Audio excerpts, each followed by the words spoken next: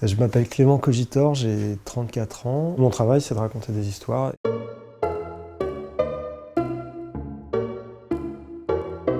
Le crump, c'est une danse qui est née dans le milieu des années 90 dans les ghettos noirs de Los Angeles, après les émeutes qui ont suivi le passage à tabac de Rodney King.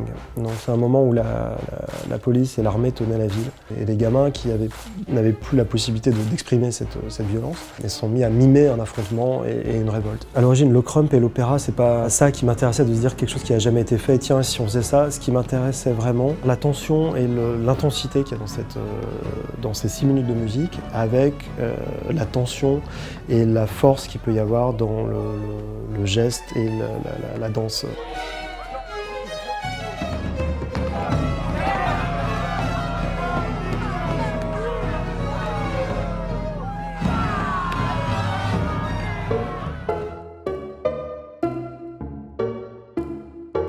C'est dans un endroit très reculé qui nécessite 4 jours de voyage depuis Moscou, où il faut prendre 2 avions, puis remonter le fleuve Yenisseï en bateau, puis traverser la taïga sur des pistes, et ensuite finir en hélicoptère dans un endroit qui s'appelle Braguino. Et là, à cet endroit-là, il y a 2 familles qui vivent totalement en autarcie, avec l'idée de construire une utopie, un monde à côté du monde, comme ça, pour élever ses enfants suivant ses règles, loin de la violence.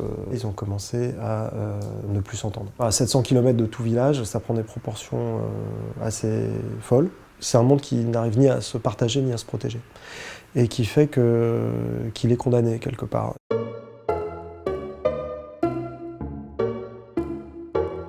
La forêt, c'est un lieu très symbolique et c'est pour moi le lieu de naissance de la fiction. C'est cet endroit-là où commencent à se raconter les histoires, chevalier, princesse, western. J'arrive là-bas, j'ai peur d'abord des ours. Nous, on a le filtre Walt Disney devant, mais l'ours, c'est un tueur d'hommes, c'est le seigneur de la taïga. Une fois qu'on a passé ce monstre-là, on comprend que le plus dangereux, c'est pas l'ours, c'est l'homme.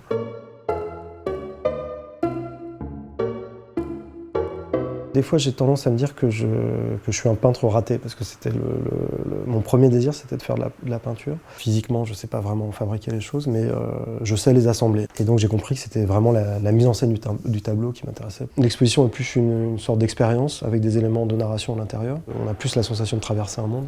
Ça reste des images qui organisent des récits.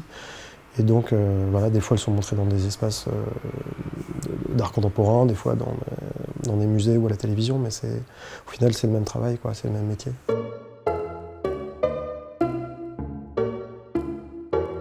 J'ai pas voulu dire quelque chose. Je sais plus qui disait, si on a un message à faire passer, le moins cher et le plus simple, c'est d'utiliser la poste. Il y a quelque chose de très satisfaisant dans le récit conclusif. C'est-à-dire que, comme s'il y avait une morale, un message à la fin qui est donné, qui est clos. Moi, j'aime l'idée que le film, l'œuvre, l'exposition hante un peu le spectateur. C'est-à-dire qu'il sorte un peu perturbé. J'aime bien l'idée de sortir de manière inconfortable des films. Je crois que dans la vie, jamais rien n'a de résolution, ce serait trop simple que toutes les choses aient une réponse, quoi.